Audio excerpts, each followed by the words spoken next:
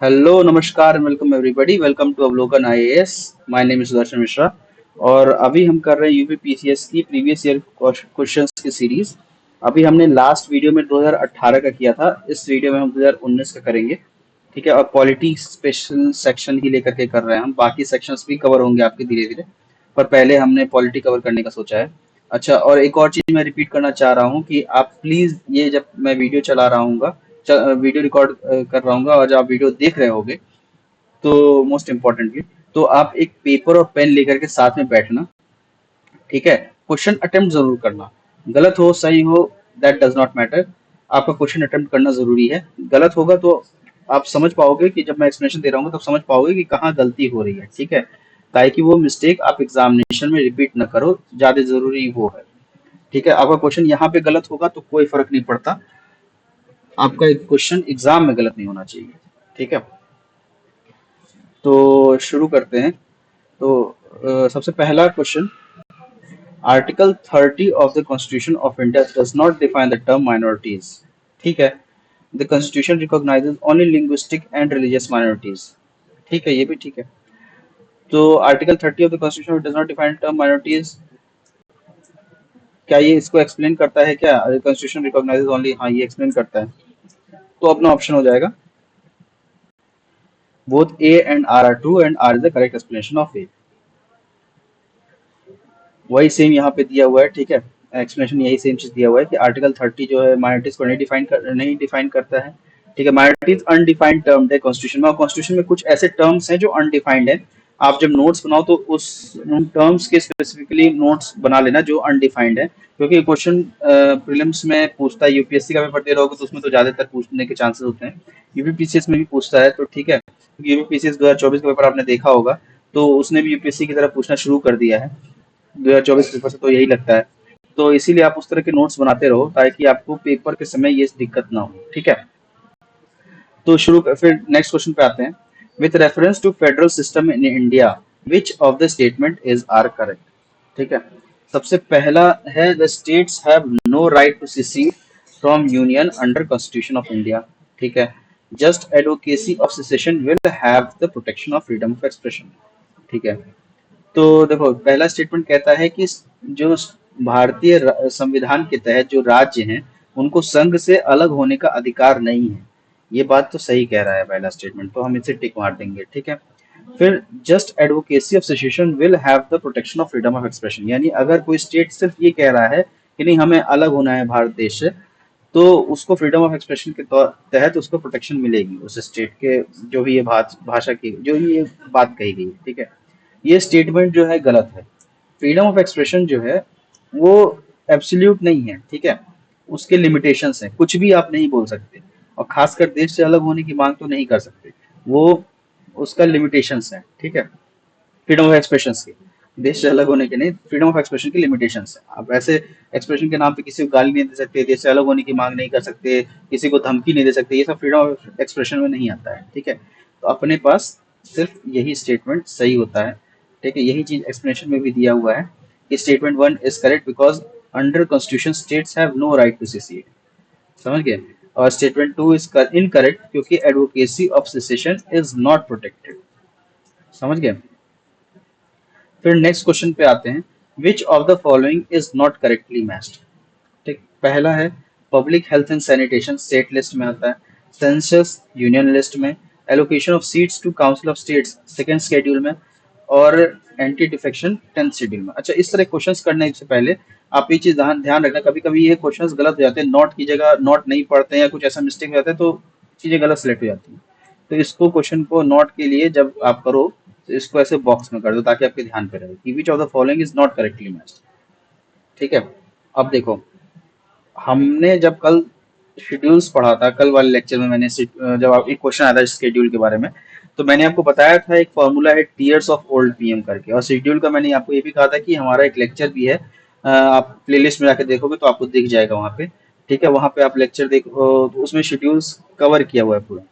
तो हम अगर सिर्फ हमें कुछ नहीं, मान लो हमें पहला दूसरा और ये दोनों तो काफी आसान है, एंटी डिफेक्शन और allocation of council of seats काफी, जो अगर पॉलिटी पढ़ रहा है तो उसको बहुत बार ये चीजें न्यूज में, मतलब न्यूज में भी आएंगी, किताबों में भी आती रहेंगी लगातार, लक्ष्मीकांत में और मॉक टेस्ट में ये चीज आती रहती है। एंटी डिफेक्शन तो आता ही आता है, ठीक है। तो चलो एंटी डिफेक्शन 10 शेड्यूल में आता है, ये आता है, ये सही हो गया। तो ऑप्शन डी तो हमारा ऐसे ही कट जाना है, तो ये मतलब ये करेक्टली मैच है, तो इसको छोड़ दे रहे हैं। ठीक है, सेंसस यूनियन लिस्ट में, क्योंकि स्टेट तो अलग से सेंसस कराता नहीं, ये भी हमें पता है क्योंकि न्यूज हम देखते हैं, तो ये भी सही है। पब्लिक हेल्थ एंड सैनिटेशन, जो सर अस्पताल वगैरह होते हैं मेजोरिटी, वो स्टेट नहीं, स्टेट ही मैनेज करता है। ठीक है, सरकारी अस्पताल, कुछ स्टेट कुछ सेंट्रल हॉस्पिटल्स होते हैं, पर majorly public health and sanitation जो है स्टेट लिस्ट में ही आता है। ठीक है, फिर बचा कौन सा, allocation of seats in the council of state, ये सेकेंड शेड्यूल में नहीं आता, ये फोर्थ शेड्यूल में आता है। टीयर्स ऑफ ओल्ड पीएम अगर आपको याद होगा, तो TEAR जो है, आर यानी राज्यसभा, यानी फोर्थ शेड्यूल, वो आपका एलोकेशन ऑफ सीट्स के लिए बात करता है। ठीक है, तो ये फोर्थ शेड्यूल में हो जाएगा, तो वही दिया है, public health and sanitation in state list, ये करेक्ट है। सेंसस जो है यूनियन लिस्ट में, ये भी करेक्ट है, और ये फोर्थ शेड्यूल में है, ये इनकरेक्ट है, और 10 शेड्यूल में है ये एंटी डिफेक्शन लॉ, ये भी करेक्ट है। तो आपने को क्या फाइंड करना था, गलत कौन सा है। ठीक है, फिर नेक्स्ट क्वेश्चन पे आते हैं। How many items are there in 11th schedule of the constitution of India. अब 11th शेड्यूल क्या है, TEARSOFOLDPM। ठीक है, ये फॉर्मूला है टीयर्स ऑफ ओल्ड पीएम याद करने का, एक्रोनिम है, इसको आप रट लो। ठीक है, इस एक्रोनिम को रट लोगे, आपके बहुत सारे सवाल हो जाएंगे। ठीक, बहुत प्रीलिम्स में कम से कम एक दो सवाल आराम से हो जाएंगे। आप जब मेंस में लिखोगे तो स्केड्यूल आपको याद रहेगा, तो आंसर में कोट करने में आपको GS2 में काफी हेल्प मिलेगी, GS3 में भी यूज कर सकते हो थोड़ा, जब जहाँ पे पॉलिटी का एंगल आ जाए। फिर आपका क्या कहते हैं, स्टेट पीसेस में भी सेम चीज होगा। ठीक है, तो इसीलिए याद रखोगे तो सही रहेगा।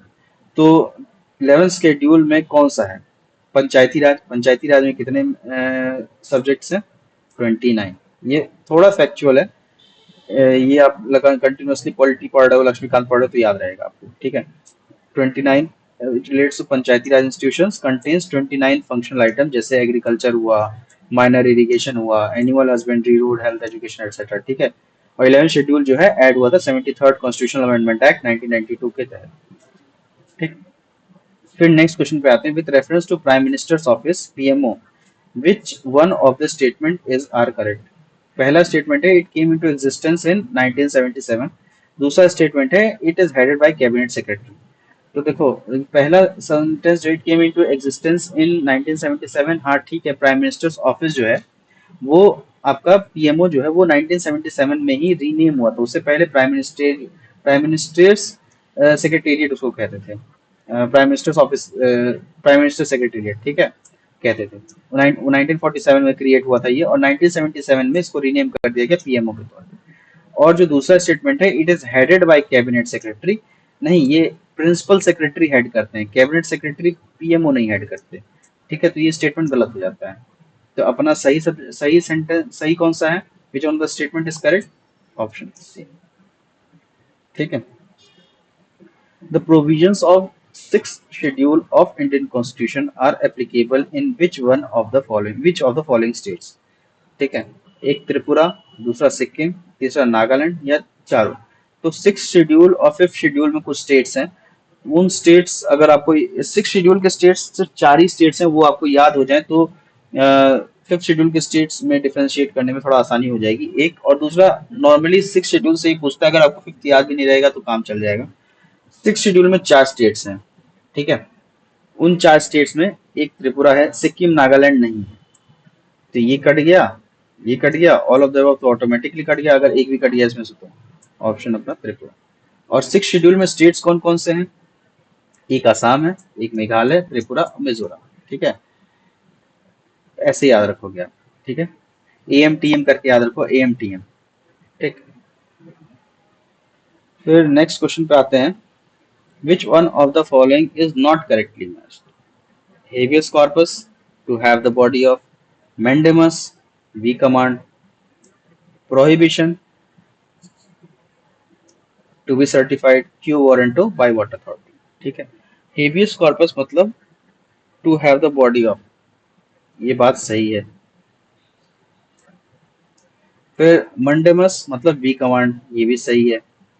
तीसरा है prohibition to be certified, नहीं, prohibition अगर आप इसका शाब्दिक अर्थ ही देखोगे तो प्रोहिबिट करने के लिए कह रहा है, प्रोहिबिट करने के लिए कह रहा है, तो टू बी सर्टिफाइड कैसे हो जाएगा? सर्टिफिकेशन करना और प्रोहिबिट करना दो अलग अलग चीजें होती हैं, मतलब ही नहीं लग रहा है, तो ये स्टेटमेंट यहीं पे गलत हो जा रहा है।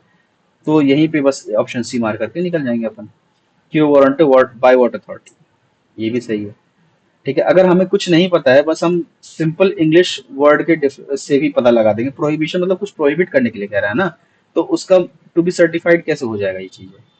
ठीक है, तो देखो प्रोहिबिट मतलब actually means to forbid, to not, not to be certified. ठीक है, तो अब क्वेश्चन नंबर 8 पे आते हैं। The money bill is defined in which of the articles of constitution of India. Money bill किस आर्टिकल में डिफाइंड है? तो आप मनी बिल के बारे में आप सभी ने पढ़ा होगा पॉलिटी में। आर्टिकल 109 में तो नहीं डिफाइंड है, 1010 में, सॉरी 110 में, हाँ 111 में, नहीं यहाँ पे भी नहीं डिफाइंड है, 112 में तो वही चीज दिया। आर्टिकल 110 जो है डिफाइंस मनी बिल, 109 जो है प्रोसीजर रिगार्डिंग मनी बिल्स है, 111 है प्रेसिडेंट्स के असेंट का, और 112 है एनुअल फाइनेंशियल स्टेटमेंट जिसको बजट कहते हैं। ठीक है, मनी बिल कितने तरह के होते हैं ये सब चीजें आपको पढ़ने की जरूरत है, आप एक बार पढ़ लेना उसको। फिर which of the following provisions for protection and improvement of environment and safeguarding of forest and wildlife are found in constitution of India, यानी हिंदी में निम्नलिखित में से भारतीय संविधान में पर्यावरण संरक्षण और सुधार तथा वन एवं वन्य जीवों की सुरक्षा के प्रावधान कहाँ पाए जाते हैं? सिर्फ फंडामेंटल ड्यूटीज में, या सिर्फ directive principles of state policy में, या दोनों में, या नन ऑफ द अबव में?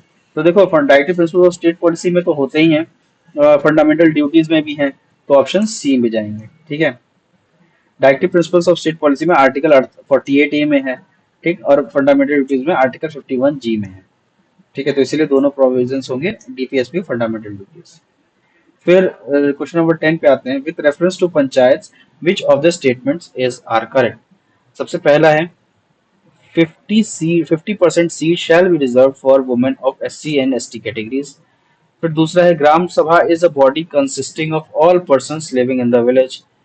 नंबर तीसरा है there will be panchayat at intermediate level.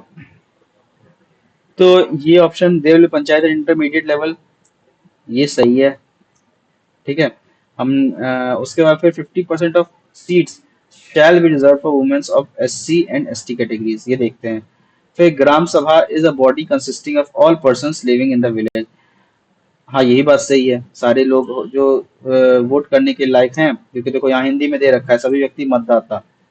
ठीक है, इंग्लिश में नहीं दिया है, हिंदी में दे रखा है मतदाता। तो जो वोट करने लायक है वो सभी व्यक्ति, मतलब सिर्फ उसमें बच्चे इंक्लूडेड नहीं रहेंगे। वो जो इलेक्टोरल कॉलेज, इलेक्टोरल रोल गांव के, उसमें जो जिन लोगों का नाम रहेगा वही ग्राम सभा कंस्टिट्यूट करेंगे। ठीक है, फिर आता है स्टेटमेंट पहला। तो देखो पहले स्टेट में 50% सीट जो है सारे स्टेट्स नहीं किए हुए, कुछ स्टेट्स ने 50% सीट रिजर्व की हुई है एससी एसटी कैटेगरीज के लिए, लेकिन जो कॉन्स्टिट्यूशन ने मैंडेट किया है वो 1/3 के लिए मैंडेट किया है। ठीक है, 100%, सॉरी 50% सीट्स के लिए मैंडेट नहीं किया हुआ है। तो पहला स्टेटमेंट इसलिए अपना गलत हो जाएगा। बचेगा क्या? ऑप्शन बी 2 और 3। अच्छा, एक और चीज ध्यान रखना, अगर यहाँ पे मतदाता वर्ड नहीं लिखा हो हिंदी या इंग्लिश में किसी में भी, ठीक है, तो ये स्टेटमेंट गलत हो जाएगा, क्योंकि सभी व्यक्ति में बच्चे भी आ जाएंगे, जो पैदा हुए वो बच्चे भी आ जाएंगे, जो अभी 18 साल के नहीं हुए वो बच्चे भी आ जाएंगे। तो वो लोग ग्राम सभा नहीं कॉन्स्टिट्यूट करते हैं, जिनका नाम इलेक्टोरल रोल में है वही कॉन्स्टिट्यूट करते हैं। ठीक है, तो यही है कि consist of all person in the electoral roll of the village correct है। इंटरमीडिएट लेवल पंचायत में इसमें एग्जिस्ट इन स्टेट में पॉपुलेशन जहाँ पे 20 लाख से ऊपर हो। ठीक है, तो ये स्टेटमेंट भी सही हो जा रहा है। और पहला स्टेटमेंट के लिए reservation for women panchayat 73rd amendment mandates 1/3 of seats of women including SC ST women. ठीक है, कुछ स्टेट जैसे बिहार हो गए, राजस्थान हो गए, ठीक है, इन्होंने 50% इंक्रीज किया है, लेकिन कॉन्स्टिट्यूशन ने ऐसा नहीं मैंडेट किया है। कॉन्स्टिट्यूशन के हिसाब से, कॉन्स्टिट्यूशन यानी 73rd कॉन्स्टिट्यूशनल अमेंडमेंट के हिसाब से 1/3 ही सीट्स रिजर्व रहेगी वुमेन की। ठीक है, फिर नेक्स्ट क्वेश्चन को मूव करते हैं। Who said India is a quasi federal state? ये काफी थ्योरेटिकल सवाल है, फैक्चुअल सवाल है। ठीक है, ये आएगा तो आएगा, नहीं आएगा तो नहीं आएगा, इसको आप छोड़ के आगे बढ़ जाना अगर नहीं आता होगा तो। इसका आंसर वैसे केसी वियर है। हाँ KCVR ही है। तो Indian constitution has both federal and unitary features. It is वो ना ही प्योरली फेडरल है ना ही प्योरली यूनिटरी है, ठीक है, इसीलिए क्वासी फेडरल का टर्म इस्तेमाल हुआ है। फिर नेक्स्ट क्वेश्चन पे आते हैं। Arrange the following events in chronological order. पहला है Maharaja Hari Singh signed the instrument of accession. दूसरा है कॉन्स्टिट्यूशन वाज एनफोर्स्ड। तीसरा है accession to India ratified with constituent assembly of Jammu and Kashmir.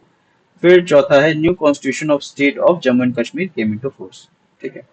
अब इस तरह के क्वेश्चंस को करने के लिए हम क्या करेंगे, स्टेटमेंट पढ़ेंगे, उसके बगल में अगर हमें ईयर याद होगा तो वो ईयर डाल देंगे। ठीक है। महाराजा हरि सिंह ने इंस्ट्रूमेंट ऑफ एक्सेशन कब साइन किया था? 1948 में किया था, अक्टूबर में शायद। ठीक है। तो 1948 डाल देंगे पहला। फिर दूसरा डालेंगे कॉन्स्टिट्यूशन वाज एनफोर्स्ड कब? 1950 में, 26 जनवरी 1950। कल वाले वीडियो लेक्चर में हमने पढ़ा था। फिर accession to India ratified with constituent assembly of Jammu and Kashmir. ठीक है। New constitution of state of Jammu and Kashmir came into force. ये इन दोनों का ईयर डालेंगे अब। एक्सेशन कब हुआ था? 1954 के आसपास हुआ था। 1954 में ही हुआ था शायद।